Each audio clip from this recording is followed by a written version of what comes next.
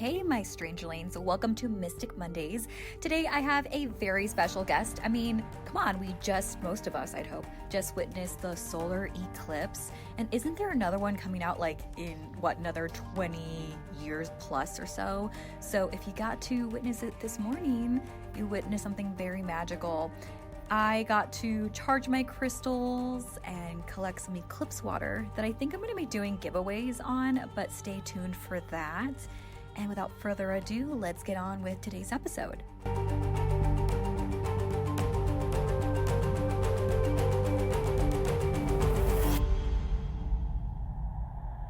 Hello, my sweet strangelings. Today we have a very special guest and a very special topic that I love very much, but I am not a specialist like Francesca. She's going to talk about all things astrology. We're going to be debunking some pop culture myth. And I'm going to hand it over to you, Francesca. Can you tell the audience about yourself and your background? Hi, so my name is Francesca Po. I have a PhD in theology and religious studies from the University of Oxford. I studied astrology formally at my first master's degree at the California Institute of Integral Studies under Richard Tarnas, who is the founder of archetypal astrology or archetypal cosmology. So I've been practicing for over about 15 years astrology, but I've been in the esoteric arts for about over 20 years. Wow, that's amazing. And can you talk more about Richard Tarnas? Tarnas? God, I Mhm. always say his last name wrong. Yeah, we call him Rick, but Richard Tarnas is like, his official author name.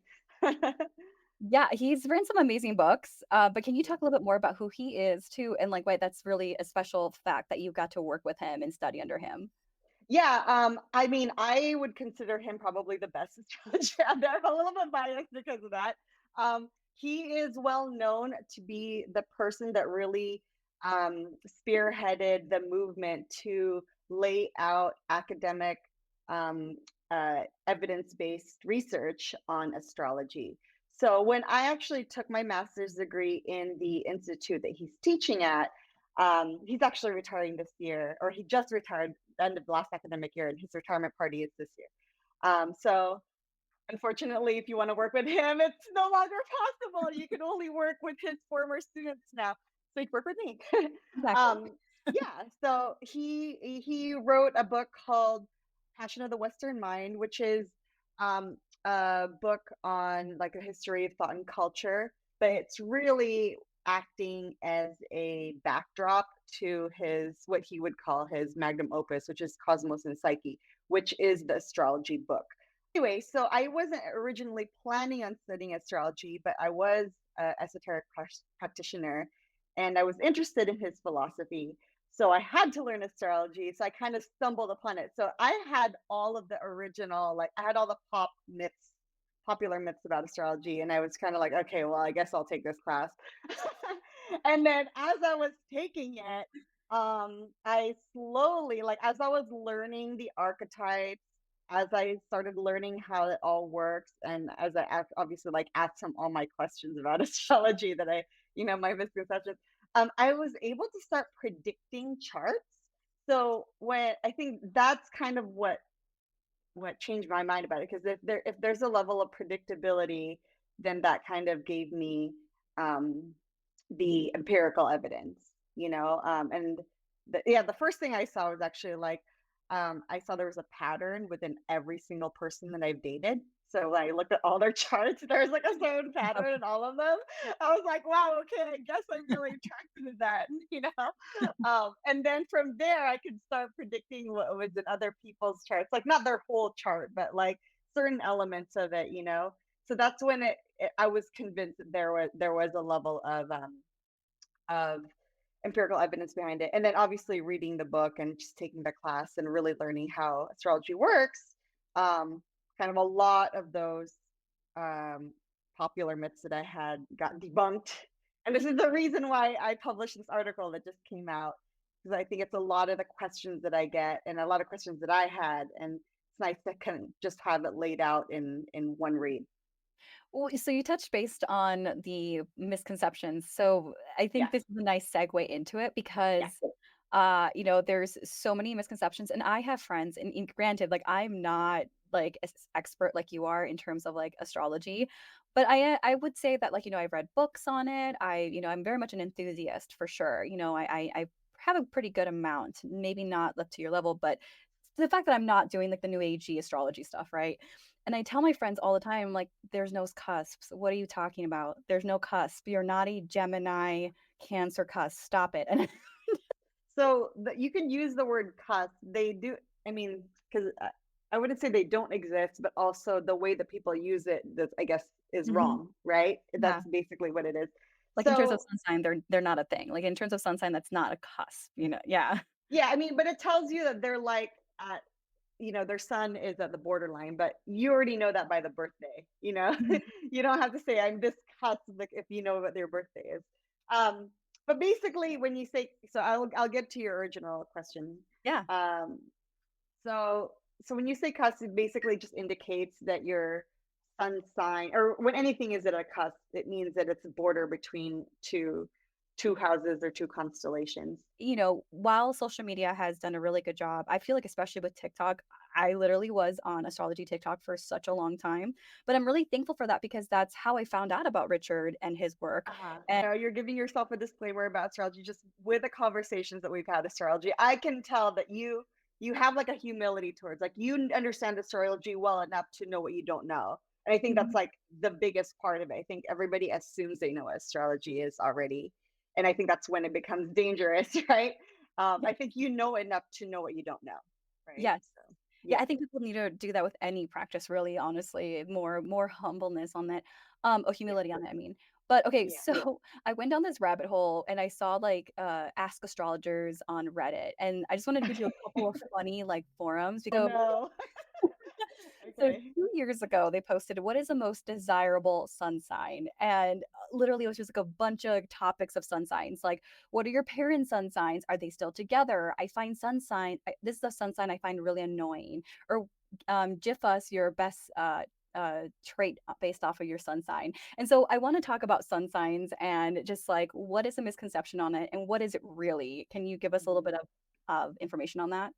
Yeah. So, oh my gosh, just that question in itself already has like so many misconceptions loaded into it, right? So, before even talking about sun signs, the most basic thing people need to know is that the definition of astrology. so, when people think astrology, they assume sun signs, they assume horoscopes, things that you read on the paper or like on the internet based on your sun sign. So that there is some truth to that, which is that one of the most basic things that you do consult astrology for is to look at what's called your natal chart or your birth chart, which is the map of the solar system on the exact moment you were born at the place you're born from the perspective of Earth. So it gives you like looking out into the sky, what it looked like at the exact moment when you're born, where you were born. So that is called a natal chart. Originally, and this is going to get confusing, that natal chart is called a horoscope. So your Mm. natal chart was originally called a horoscope, the natal chart, birth chart. But because of the confusion that people use the word horoscope for like your, daily newspaper astrology thing, there's that confusion. So most astrologers will just use natal chart or birth chart now. So anyway, Yeah. so the chart is that map of the solar system at the moment that you're born from the perspective of Earth. And the sun sign is the location of the sun at that moment that you were born. And the sign would be the constellation in the sky of where the sun is. So when you look up in the sky, right, you see all the constellations above and below the horizon. And then the constellations are a way for you to like reference where certain planetary bodies are. So you'll say, like, the sun is in Leo or the moon is in Aquarius because that is like that's the constellation where you can find a particular planetary body. So the sun sign is the location of the sun in your natal chart.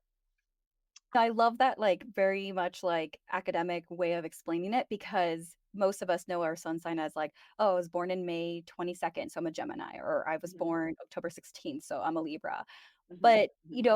can you elaborate on this too? Because I think people run with the idea that your sun sign is your personality, it is who you are and how you look Mhm. at, horoscopes and your astrology sign. Hence Yeah, why, like, there is, like, all like you said, magazines and newspapers. When yeah. I was a kid in the '90s, I used to read YM magazine. It's no Uh-huh. longer a thing, and I don't know if you remember that, but it's, I like, no remember longer. it. And so, it's, like, it was discontinued in 2004, I think, but I remember reading those magazines. I'm like, "Okay, I'm a Libra, so I'm gonna read my daily horoscope." Oh, they were so fun. I mean, they still are so many people encounter astrology that way, you know. But I was just always kind of like too scientific minded, so I had fun with it. But I also was just like I didn't believe it, you know what I mean? Which Exactly, you yeah. know, there's a reason for that, which we can get into later. Um, so yeah, I mean, it is your birthday has something to do with it, right? Because when that's where the location of the sun is at the particular time that you were born. So, you know, I'm always going to refer to August because I was born in August. So, the sun was in the constellation of Leo in August, you know, and so forth, so on and so forth. And the reason why it's connected to your personality, and that's actually a good word for it, um, because every single planetary body, so when I say planetary body, it's everything from asteroids, the sun, the moon, and the actual planets. So I say planetary body, so it's like something out there in the solar system. Um, so so you would read there's archetypes for every one of those planetary bodies, and archetype meaning there's like an energy that it represents. And in Western astrology, which is what I practice, Greco-Roman Western astrology, represents one of the original Greco-Roman gods, like the archetype, the energy of this particular Greco-Roman gods. Um, so Roman gods, particularly, are what we're using in Western astrology. So the sun represents your personality. It could also represent ego, who you are in public. Uh, so that's why it makes sense that like a lot of people relate to it, right? Because it does represent your ego. So there is a lot that and the personality that you understand. So what you identify with. So that's why it connects a lot with a lot of people. But the other side of it is there's always going to be people who don't identify with astrology. And that's because if you look at the whole chart, if you look at where all the planets are, all the planetary bodies are, then you'll see that maybe there are a lot of planetary bodies in another sign, in another constellation. And so that probably represents that person more than where their sun is. Um, Oh, and yeah. so that's why there's kind of like two sides to it, right? Like there is some truth to sun sign astrology because it does represent your ego and your personality and how you see yourself in public. But if your chart is like one of these ones where like you have and a lot of people do, like when I've done so many readings in my life, you know, so many analyses in my life. I've seen so many natal charts, and there's a lot of people that don't have a heavy whatever sign their sun is in. Yeah, yeah, definitely. Actually, I'm gonna add a comment on this too because Yeah, my husband, he bought this book. I think we touched base on this last time I saw you. So it yeah. was the day that you're born, and I believe the author is like Linda something, but it was published in the late '90s. I looked it up Uh-huh. recently because I'm like, I'm kind of curious when this was published. And it is very much like sun sign at like I know they try to get a little bit with like patterns, like what when in the month you were born within that sun sign, but Uh-huh. even then, it's still very sun sign driven, and I think it Uh-huh. reinforces this idea that, like, the sun sign is your personality, and exact So in yeah. the archetype of the sun, personality is in there, but it's not your whole self, right? Yeah. When did the sun sign become such a popular thing in astrology, and why haven't people really heard about natal charts? And I mean, I can definitely speak from observation from, like, the '90s of, like, YM Magazine, Hmm. Cosmopolitan. I Hmm. mentioned them in the last episode. I'm not trying to Hmm. brag on Cosmo. Yeah, no, it's okay. But, they do a lot of fun pop culture-y things, and, Hmm. so, and could it be also that celebrities might have had a role with it reinforcing it? We'll start with Zac Efron. So he said that he used to check his horoscope every single day, and to me, like, I don't know, before we get into the other quotes, do you think that is more of a sun sign thing, or do you think that's a natal chart thing? Can you do both? Can you, like, if you are into natal charts, are you more inclined to check your horoscope every single day? Or like, what do you find? Yeah. So, what I find people who are really interested in popular astrology, like regular daily horoscopes and things like that, are those people. Sorry, my cuckoo clock is cuckooing. Oh, okay, no You worries. hear it? Okay, good. Okay, so usually the people that are really attracted to sun sign astrology are those people whose sun sign is heavier in their chart. So there's a lot of other planets where their sun is. Mhm. And so they really identify with it. So why wouldn't you keep checking and reading up on the things that you really highly identify with? It's really nice. It's like a little ego boost every single Yeah. day. I mean, granted, whoever's writing these horoscopes is an actual astrologer, because there's people who aren't even really astrologers who are writing these daily horoscopes. But there are, a lot of them are written by astrologers. And yeah, I mean, those that really identify with sun sign astrology are the ones whose signs are pretty heavy in that. And so there's a pro and con to that, right? So Yeah. pro is that, like, it's kind of like being right-handed. Like, the world is already created for you. So, like, Mhm. you don't have to worry about it. You don't have it's like and everything becomes easy, because like all astrology is already made for you if Yeah. your sun sign identifies with you, right? But the shadow side of that is, like, then you are too heavily like identifying with your ego. And you can't, like, that's bad in all spirituality and psychology, so that's why, if you look in psychology today, and like a lot of mainstream psychology magazines that even touch on astrology, you'll see that a lot of psychologists or clinicists or astrology skeptic scientists will say that astrology is connected to narcissism, because because it's a lot of just ego boosting. If, like, because your sun is there, that's your personality, that's your ego, and you're just like following everything that your ego is doing. So again, it is like a so it's like a ego stroke, every time you do pop. Mhm. So um uh it's good to have the critical awareness that, yes, that's your ego, but that's not all of you. There's a lot of other shadows that you need to encounter. Yeah, you don't want to lean into narcissistic traits. Yeah, and so I mean, there is a lot of research that people are into astrology are narcissistic, but that, from the other side, from an astrologer scientist perspective, from my Yeah. side, that's because these people are too heavily influenced by sun sign astrology, and that's not what astrology is about. Like, you're supposed to see the entire chart. So I'll give you another quote too. So Lenny Yeah. Kravitz said, "I'm a Uh-huh. Gemini, so I change my mind every day." So he's reinforcing this like awful stereotype of a Gemini. And so like Yeah. on one side, you do hear narcissists or like people who are skeptical of astrology like say, "Oh, well, this reinforces narcissism or like stroking of ego." But then on the other hand, there's people who are into astrology who also reinforce those negative stereotypes. Uh-huh. Uh-huh. Not to say that he's doing that necessarily, but it's like, well, I change my mind every day. It's like, well, everyone changes their mind every day. Uh-huh. And I think to that statement, at least for me, when I look at it, I think of like, well, also, if you were into natal charts, you could understand yourself better as to why do you feel like you're indecisive? Why do you feel you Uh-huh. get bored?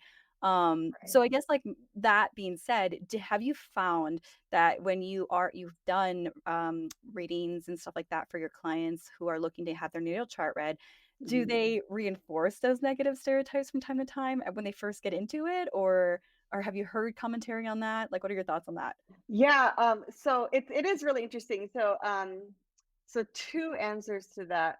Firstly, people who come into a natal chart analysis already knowing pop astrology, and that's all they know, they are so eager to just like say everything that they know, and like exactly what you said. So I always start an analysis with like education about how astrology works.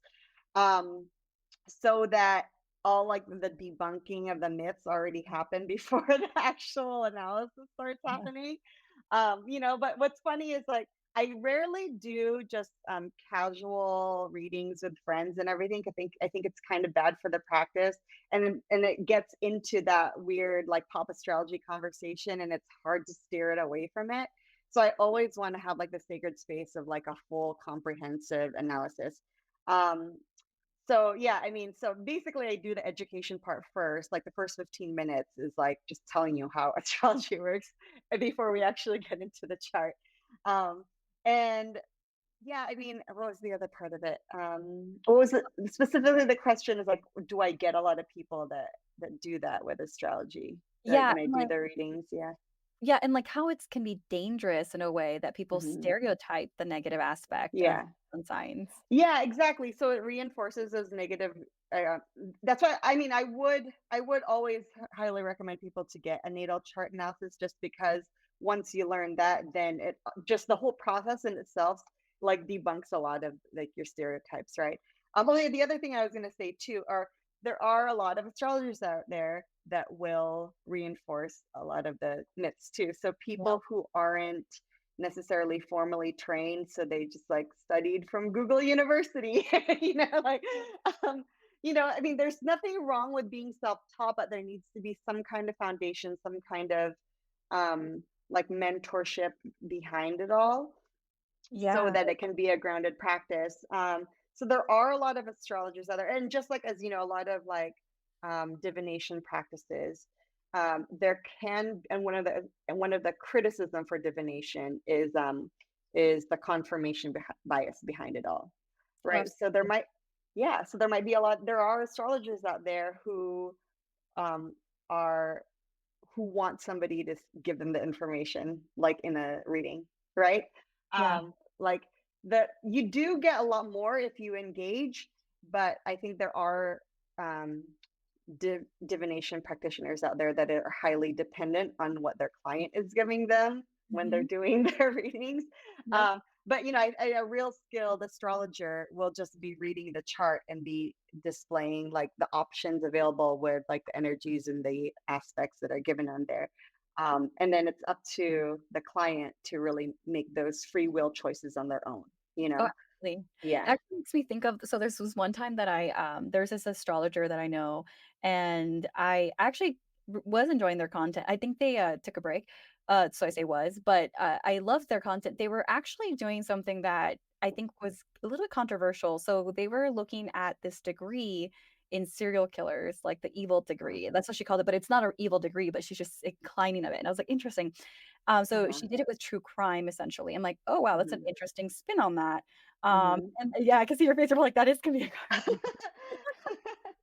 Um, I'll send you her details later. But Uh-huh. basically, it was interesting because I did pay for a mini read for her from Uh-huh. her, and she didn't know who I was or anything like that. But Uh-huh. it's interesting because I have the video recording. She was breaking Mhm. down my chart and she was looking at it and Mhm. she's like, Mhm. I have a feeling that like you do talk a lot about like supernatural things, and I'm Mhm. simplifying it because she just Mhm. like I hear her second guessing. She's like, well, it could be this or it could be that. No, I feel like you might be into like the mysticism or like. Uh-huh. And she was looking at my chart just by saying I didn't tell her anything. Yeah. I'm like, that's really cool. Like, I'm really intrigued Yeah. with that. So, like you said, it's like there is some astrologers that can really like pinpoint certain things and give you options, but she was Right. giving me options while pinpointing it. Like, I think you could Yeah. I move. mean, there's certain that's why I'm saying like when I was learning astrology, that's when I started predicting what was in people's charts. So there's certain combinations of planets that typically have like Oh, this quality in a person, um I mean, but I don't consider that predictability or I mean, I guess there's a certain level of it's not determinism, right? Like there's a level of predictability in it. But it's not like pinning you down. Like it's still going to be the options. Like you're interested in the mhm. paranormal or interested in, the or like non-ordinary states. So there's like similar archetypes that are connected to those things, but yeah, you could be very specific if you really are reading the chart precisely in that way. But It's and really it's fascinating. still options. Yeah, it's still options. Yeah. There's Okay. just certain things that you see often, you know what I mean? And then once you see it often, it's like you get confident in like saying, okay, this is what that means. Well, so okay, so another thing that I found, and I guess I kind of want to get your thoughts on this too. Yeah. Okay, so I'm gonna do another quote. This will be the last quote for Okay. today. No, it's okay. Do as many as you want. And I want to start with something else. But okay, so Beyonce once said, "I'm a Virgo and I have a lot of Virgo qualities. I'm very practical and I'm very detail oriented. I'm very loving. I love to take care of people." So I think those qualities kind of add up to being a Virgo. And so I know this is not what Beyonce's doing, but to me, the way I interpret that and how I can see that with other people is that they get so attached to their sun sign that they can Mhm, get very disappointed when they find like their big three. My husband included, because mhm, he mhm. he shared that too. Right. Um, And when they see even the rest of it, right? Because even the big three sometimes doesn't tell you everything. yes. Mhm, mhm. So, like, I guess, for you, like, when people get to a place of like, "Oh, I can't be this. I can't like, it must be a Uh-huh. Virgo, right? I can't be a Virgo." Like, how Uh-huh. do you handle that? Like, how do you how do you help? Yeah. Oh my gosh. So a lot of things with like, I think it's generally like any kind of personality typing system, right? Like I also do the Enneagram, which is another typing system, but um and people with like Myers-Briggs, right? Which is also just like a desecration of Jung. um, Mhm. but there's so many like personality type things. And again, it's fun because it's a little bit of an ego stroke, right? But like what you're saying, sometimes people get overly attached to it. And that's when it becomes dangerous to you because then you're confined to like one image, one persona. Um, and so I mean that's never a good thing psychologically, right? Yeah, Um, absolutely. yeah. So, I mean, what I like to say with any kind of like esoteric tool or personality type system is that it's a map, it's not the territory. Like I always say, astrology is a map, it's not the territory. Like the territory is real life. You experience your life, you're living your real life, you have a person in front of you. So if meet a new person, I will like look at their chart if I can, but just as a reference point. But I'm not gonna judge them based on what I see in the chart. I'm gonna judge them based on my like actual human experience with them. Yeah. And I think everyone should take their own lives that way as well. Like you can see pop astrology and you can be like, oh, those are like interesting qualities, like I can identify with some of those, but also but then make sure that you're not overly attaching to that Mhm. because then it keeps you from actually experiencing real life and being fluid in your own choices. Then all of a sudden this system is like dictating your choices, and then that takes away from your freedom. Yeah. So I think it is always good to take it with a grain of salt. Um, and yeah, that the system is a map, but not the territory. Yeah, and I wanna reemphasize too, and I'm sure it sounds to me too that you can sympathize with the fact that, like, these people can be attached to their sun sign, or they can be attached to this idea of who they think they are, but then they find out the rest of their chart, and you're like, "Wait, that's not what I wanted to hear." Um, and it's interesting because, for me, I've had friends that I've told, I said, "Well, let me help you get your natal chart up. This is the app that I use." And, they're so attached to their sun sign. I'm like, "But this is your rising sign, and I see that with the qualities in you."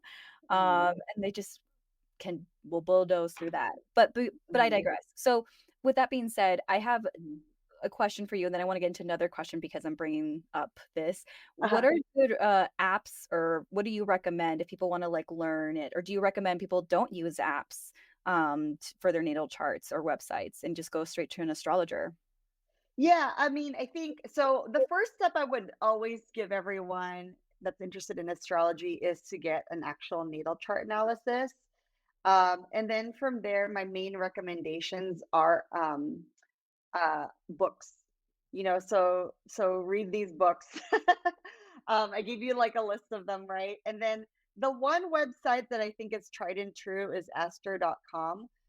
It's written for and by practicing astrologers and practicing astrologers that have been practicing for a really long time. So the most recent revival of astrology was in the 60s, and that's when astrology got tied with a lot of like contemporary psychology and Jungian, transpersonal psychology. So it's really it's very well established astrologers on astro.com. Um, but other than that, I mean, there's a few others. There's some journals, but I feel like you'd have to be kind of more advanced in your astrology and a lot of other websites. But yeah, the my main recommendation would be books from well-established teachers. So Rick Tarnas, right? Nicholas Campion is a historian of astrology, and he's based in the UK. So what's interesting about Nick is he. So we were talking about earlier, like how did sun sign astrology get popular? How did like newspaper horoscopes? Yeah. Because this guy named R.H. Naylor, who in the 30s had a column in the newspaper, and he didn't have he didn't have a astrology horoscope column yet, but he just published an op-ed on the birth of Princess. Um, what's Queen Elizabeth's sister's name? Oh my Why am I gosh. forgetting? Not Uh, oh gosh, let why me am I look this up. forgetting her name? I should know her I name know. too. I know. I just had it in my head. Margaret. Princess Yeah, Margaret. Princess Margaret. Yeah, there we go, Princess Margaret. So he looked when Princess Margaret was being born. It's like he looked up her chart and made an analysis on Princess Margaret's based on that chart, right? And then people found out that like, oh my gosh, there's all these truths as like she evolved like in time in the public eye. You know, there's this very big public figure in the world. You know, this princess, and she was like the hot like controversial one, right? Like she was Yeah. sleeping with all these like actors and she's like going to the US, and that was like the Hollywood golden age, you know? So she was like always in the public eye. And then everyone referred back to that natal chart analysis that Naylor did. Um, and they're like, oh my gosh, like I want, and people became more interested in astrology. And then R.H. Naylor ended up doing like sun sign astrology then he got a regular column doing like Wow. horoscopes, sun sign astrology. So that's how he got put. So Nicholas Campion, who's the historian in the UK, to go back, he's the one that took over Naylor's column. Wow. So he's like the yeah, so he's like the second. He's like the second sun sign astrologer. But then now he's just like an academic historian of astrology. Um, I always recommend Robert Hand, Liz Green, Sue Tompkins. So Sue Tompkins, Rob Hand, I think those are basic books that you should always get as a reference point, and also just to learn all the archetypes and how they work. They're good, like go to. Yeah, Nick and Rick, Nicholas Campion and Richard Tarnas are both like the academic astrologers that will give you more of that like established grounding with a history and also the empirical evidence behind it. So I Yeah, think no, I those love four are like the top four that everyone should read. love that. Thank you for that. Yeah. So Yeah. I also love the history of that because I think one way to make something big is that you need to make it big through an icon, which Princess Margaret, as you said, is like Yeah. there's no need in an introduction for that. You already know who that is. Very Yeah. high Exactly. profile person. Yeah. Um, Yeah. and so the other thing too is speaking of like, these great resources, you touched base on psychology and what people have said. I kind of want to make this commentary if I haven't already, but I Hmm. remember like back in 2020 or maybe early 2021, there was this viral video on TikTok where this psychologist, he was Hmm. saying that he hates it when clients go in there and they talk about astrology. Like he's like, all my Mm. work only for this person to come in and talk about sun signs. And I think that was a little bit of a toxic video. I think he did get Yeah. dragged online, if I'm not Uh-huh. mistaken.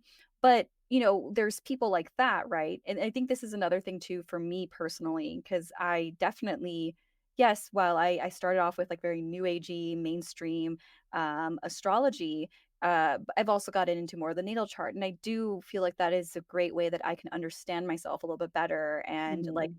even for me, like, and you touch base on ego and all this Hmm. stuff. Hmm. I also realized, like, well, where can I not be so ego driven through my natal chart actually? And I'm like, that checks Hmm. out. Um, Hmm.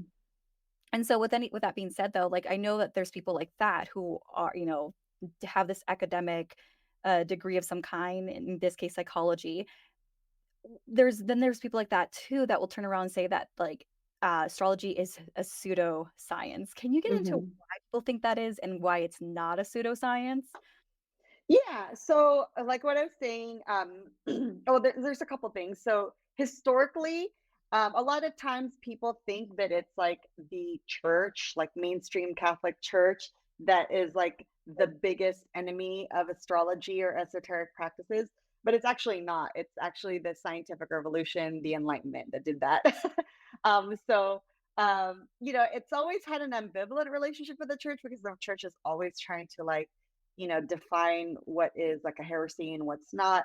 but there were popes that were practicing astrologers, and it wasn't anything that was in competition with the faith up until the Enlightenment. And then it was the Enlightenment, it was the scientific revolution that basically made astrology um, uh, illegitimate, I guess, at that point. So a lot of people, I think, considers astrology a pseudoscience. One, because they don't think that there is empirical evidence behind it, and like I was saying, a lot of there is a big gap in academia. There's not a lot of research on like empirical evidence in astrology, but we're changing that now, right? Like Rick Tarnas, everyone that's like worked through him, Nick Campion, and people that are working through him. So those are like the two big academics, like in mainstream academia. Um, that is like kind of changing what astrology is, um, and then creating that empirical evidence. So in that sense, it is science-based now, but we also just need more of it as well. You can always have more information, right? Always more research is good. And also because what people think astrology, it's the whole thing. Everyone thinks they know what astrology is. Everyone assumes astrology is sun sign astrology. If scientists actually went and tried to study what astrology is instead of assuming it's just horoscopes, then they can, you can develop a good methodology behind that, and you can really see like whether you can test to see whether or not like these archetypes are true, or they're the validity of them. And so I think so much of what the argument that astrology is a pseudoscience or not scientific at all, not even pseudoscience, just not a scientific, is because of that, um, like a just misinformation about what astrology is, because they think that it's really just sun sign astrology. Well, the Yeah, other thing too, sorry, I didn't yeah, mean no, to. it's okay. The No, other thing that's it. too is like one thing I've heard people say too that I think I like this way of explaining it. And you're right, there's so many people who are reputable and studied their academic and went through all this process and explain that like science or sorry, horoscopes and astrology isn't just like woo woo. um, Mhm. but there was this one person that said it's more of a system of pattern and recognition and symbolic synthesis. So it's not like a science in a way where you're like sitting in a lab and you're like experimenting over and over again, like what this Mhm. is. It's more of like, no, Mhm. this is like a pattern of recognition and where individuals are influenced by multiple planetary placements in their natal charts. And I'm like, Mhm. that's very fascinating because again, I think people who call it pseudoscience too, though, will think that it's like we have to sit in a lab and just Uh-huh. study over. Well, yeah. So there's like, so what the science that you're talking about, and there's science that you're talking about is like causal, like so not everything, like as like a trained like scientist, like I'm trained in sociology. Um, so there's causal science, right? When everything is done by cause and effect. And again, there's another misconception or like misinformation about astrology. People, so say that you already know that astrology is more than horoscopes, but still haven't studied it in depth. There's a lot of people out there that think that planets have a causal effect on humans, you know and that's just not how astrology works. It's not, there's no causality, but it's evidence based. And so much of our science is also based on evidence. So like gravity, right? So gravity, we know its effects, and we know that it exists because of its effects. So it's evidence based. We know gravity exists, but there's nothing like causal. Like what is the cause of gravity? You know what I mean? So we that's kind of like something that we need to recognize. So when we look at science, actual like scientific revolution, we look at the scientific method. It is a method that gives us evidence. So everything that we have is evidence based. It's not necessarily causal, although we'd like to think everything is caused by something. Not everything is causal, right? Yeah. Um, and this is, I mean, and this is something that's really difficult for people to understand, because we have like, you know, physics. We have so much advanced physics now, and even advanced mathematics, that already demonstrates that not everything is causal, that things are quantum things just Yeah. happen simultaneously out of nowhere. Yeah. So we have the science and the math to back that. But there's just something in the human brain that like we still are stuck in this place. We want everything to have causality. Yeah. Well, So it's so like a paradigm shift that needs to happen. Yeah. I'm sorry, didn't mean to cut you Yeah, off. no, that's okay. That's okay. Yeah. Well, you touch base on something also very important too, is Mercury retrograde, like, or Retrograde. retrograde. So it's interesting because you said, people think that things just happen to them or this is the cause of whatever, because like the moon is over here or something like that. Hmm. In this case, Hmm. Mercury retrograde is definitely a Hmm. very popular one. What are your thoughts on Hmm. that? Yeah. So again, we have to try to keep away, and again, there's astrologers that like reinforce the misinformation, and I think that's just kind of the way the language works sometimes too.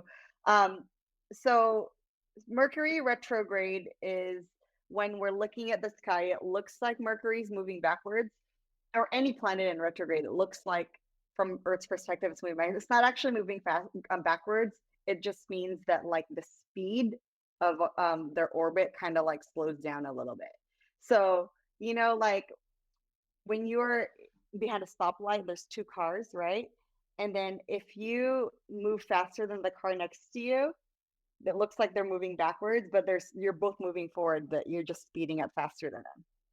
Does that Oh, make sense? okay. So Yeah. you're both moving forward, but then you're moving faster, so it looks like they're moving backwards.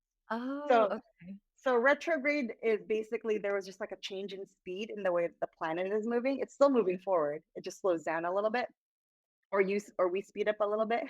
Yeah. So it looks like it's going backwards. Anyway, so that's what Mercury retrograde means, literally, like in the sky. But in terms of it causing anything, it's not causing anything. But there is an archetype of when planets go into retrograde. So when planets go into retrograde, it usually is like um, a reassessment of what that planet means in your chart, or what that planet means in terms of its transiting your chart. So every few months when Mercury is in retrograde, what we're supposed to be doing is like, Mercury is the archetype of like knowledge, of information, of technology, or information technology. Technology technically is Uranus, but Yeah. information and knowledge and like how we communicate with each other. Um, so instead of saying like, oh, Mercury's doing this to me, the way that we're supposed to be approaching that is like, where can I improve my communication in my life? Where can I improve like how I contact and connect with others? So it's good. The communication is like key in all relationships, right? So it's good that we're doing an analysis every few months. I love that. Um, yeah, so like, yeah, Mercury's not causing anything to happen, but it is like a time when we can and like think about like where we can improve communication and knowledge and information. That was well said. Thank you so And much. it doesn't always affect everyone too. So like in my chart, because I have Mercury aspected in a particular way, when Mercury goes into retrograde, it doesn't really affect me that much. But being an academic, you could obviously, like, Mercury is like really big in my chart. So, it doesn't Mercury retrograde doesn't affect me. You know what I mean? Yeah. So it's also different for every person. So it's like pop astrology just it doesn't resonate to a lot of people because you really just have to see your chart. Once Mhm. you see your chart, then like what the transits or what's happening in the sky right now. You see how it's affecting you specifically, as Yeah. opposed to just like, oh, it's supposed to affect you in a certain way. Oh, I love that. Okay, so I know that we're backpedaling a little bit, but I It's I okay. asked this sooner, and I really wanted to go into this. So Uh-huh. when I think of like the number one show or anything that really got me into astrology was Sailor Uh-huh. Moon. I Oh, really wow, really? Is that what got you into it? Oh, yes. wow. I really loved it too, but for some reason I never connected it to astrology. Yeah, well, it's just That's like, so how funny. they all have their signs, like Mercury, Venus, and like Yeah. Sailor Moon. There were So planets. Yeah. the planet. So I associate with that. And like also, and fun little fact for people that haven't caught on to this or connected the dots, is that each Sailor Scout, their personality also is that of like a sign. So like I like Sailor Moon, Cancer, and Sailor Moon ruled by Cancer. So she acts like a Right. crybaby and all this stuff. Oh. Sailor Mercury is very much like the nerdy Virgo type. And like that's why they have that there. Do you know what I mean? Like there's like Oh, so their personality is based on their planetary rulership or their yes. rulership. Yeah. Or like Sailor Venus, Ah. she's like boy crazy. And I Oh, just I didn't know that. Oh my gosh. I have to like rewatch them now. yeah, and, like, Sailor Mars, like, she's also very, like, she's hot-headed or that's how they portrayed her in the '90s version, not the newer one, but the '90s version, they Yeah. portrayed her that way, and, Mars and stuff like that. So I always it's so funny because when Okay. I did get into natal charts and understanding planets better, I'm like, "I'm gonna think of Sailor Moon right now." Wow. Oh my gosh. Okay, I just realized that you are wearing an astrology shirt too, Yeah, not just the mug. Perfect. So cool. yeah, I was like, "It's Okay. it's so close to the camera." Yay, I know. But what was like a so for you, so since I just mentioned Sailor Moon, what was something that for you, you Yes. connected with astrology or something that you enjoyed? Oh man. Like I told you, like I always so my first esoteric model, like the first that I really got into was the Enneagram, right? So I was first an Enneagramist. And that's probably like one of the reasons why I didn't even care about astrology either, because I was like, oh well, Enneagram is better. Like I was like trying to pit like esoteric systems against each other. And now that as I was young and fundamentalist about it, you know, but yeah, I mean, like I said earlier, like what really got me into astrology was like taking my master's degree in at CIIS at California Institute of Integral Studies and taking that class with Rick. I take multiple classes with him, but taking that first class with Rick is really Wow. what got me into it. Yeah, so I mean, I encountered it in pop astrology just like everyone else, but it was like I just was not interested in it. Like I just dismissed it. I was completely dismissive of it as, Yeah, yeah. Yeah, but then yeah. So it really wasn't until like later on in life, I was in my early yeah, 20s when I was taking that master's degree. But yeah, before I was just as critical as anybody else that's like skeptical of astrology. what are your thoughts with degrees and, like, degrees and houses? Because I know degrees I've heard is more of a newer thing, surprisingly. Mhm. Use that a lot within natal charting. So, like, they'll say, like, the 29th, degree, I think, is, like, associated with Leo or something like that. The degrees, so basically in an astrological like wheel chart, the entire sky is it's like 360 degrees, right? Like a circle. So Yeah. if you divide it by 12, so you get 30 degrees in each house or each sign. And then this is where there's a criticism for astrology, like it's one of those like gotcha, stump you kind of thing as astrology, because not every constellation is 30 degrees in the sky. Some constellations take up much more space, some take up much less space. Um, and also like the tilt of Earth changes in time. So the so that also changes in terms of like where you want to divide the sky up. Um, so that's called so different ways that you divide the sky or the houses. Those are called house systems. And it really is a matter of preference, what house system you want to use. Um, so anyway, so that's the degrees, right? So it's a matter of preference which house system you use. That's why in archetypal astrology we focus on the planets first and foremost, because when you just read the planets, then in your own experience you can see where the lines between each house shifts. So it's going to be different depending on how your planets are connected to each other, depending on how they're aspected.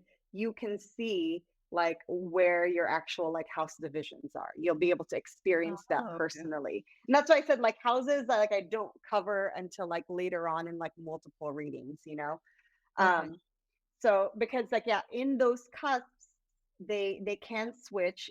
But that'll come later on when you like the more you work with your chart. Okay, so the different degrees though, like what you're talking about is like there's like a different meaning for each degree. Mhm. So traditionally, it is actually an old divination practice with astrology. It's called the Sabian symbols.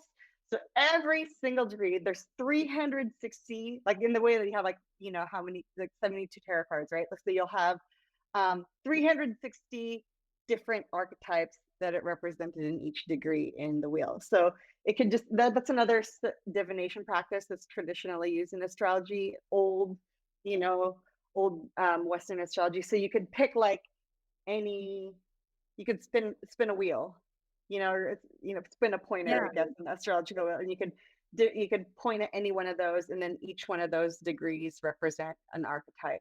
So so that's another way that astrology can be used. But it's not.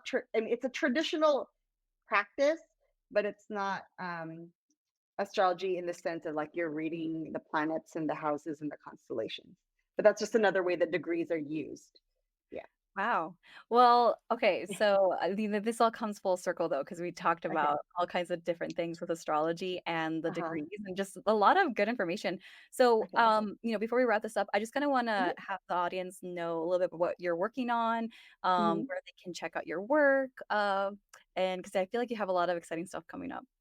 Oh, thank you. Yeah, I mean, I do a lot of things, but in terms of what's related to this topic, we mentioned earlier that I just finally published this article called "Relegitimizing Astrology," where I write down basically as many of the really common misconceptions and criticism against astrology, and like I address them all directly.